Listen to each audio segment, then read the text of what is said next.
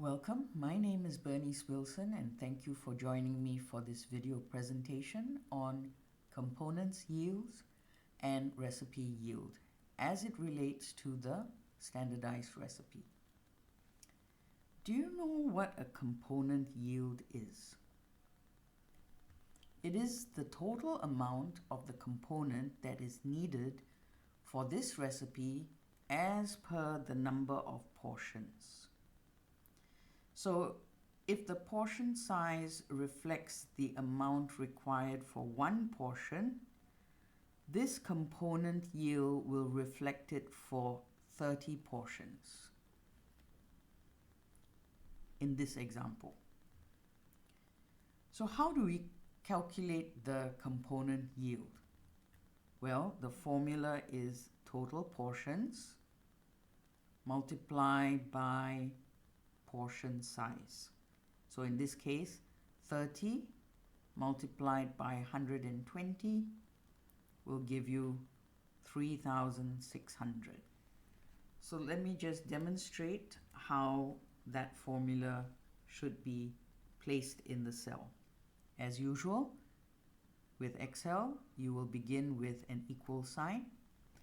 You will move your cursor to the cell that you require, in this case E7. Click on it,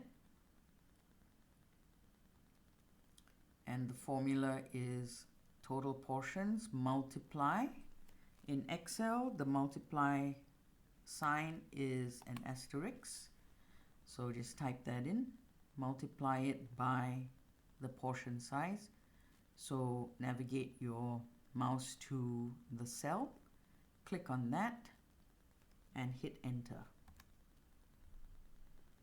Now you have put in the formula in that cell. Every time you change this new number of portions, your ingredients will change. Of course, you have to put in the formula for all of the different components, right? So let me now change it to the baseline. Let me change it to 15.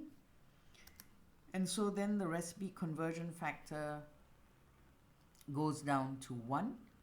And of course, we put in the formula there in the last video. Okay, so the formula is in there. And then because you have the formula in there, Excel will automatically calculate the component yield. You don't have to take out your calculator and key in all the numbers repeatedly.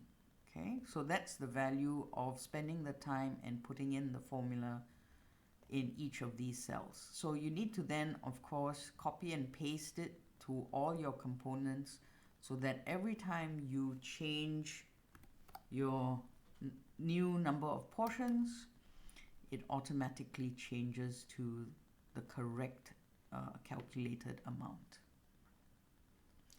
So the formula, I've written it down in this box as well. It is E7 multiplied by G11. Okay, so similarly, you will want to have the same formula listed in each of these cells.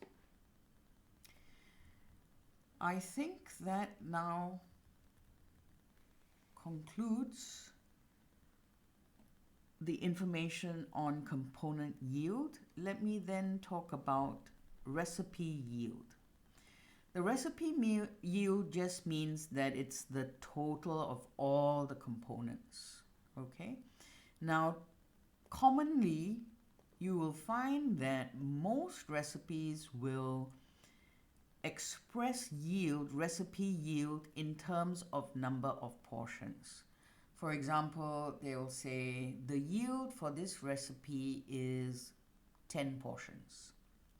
Now, it's not wrong to express it that way. However, it can be a bit misleading, since as we know that if it's an American recipe, 4 portions could very well be oversized for the Asian context.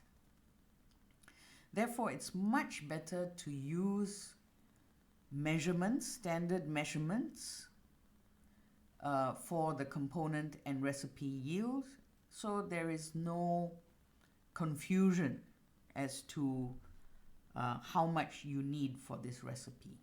Okay. All right, so again, I hope that you now have a better understanding of what component yield and recipe yield is. If not, do rewind and listen to this again. If not, just go to another video to gain more knowledge on how to complete this standardized recipe template. Thank you, and have a good day.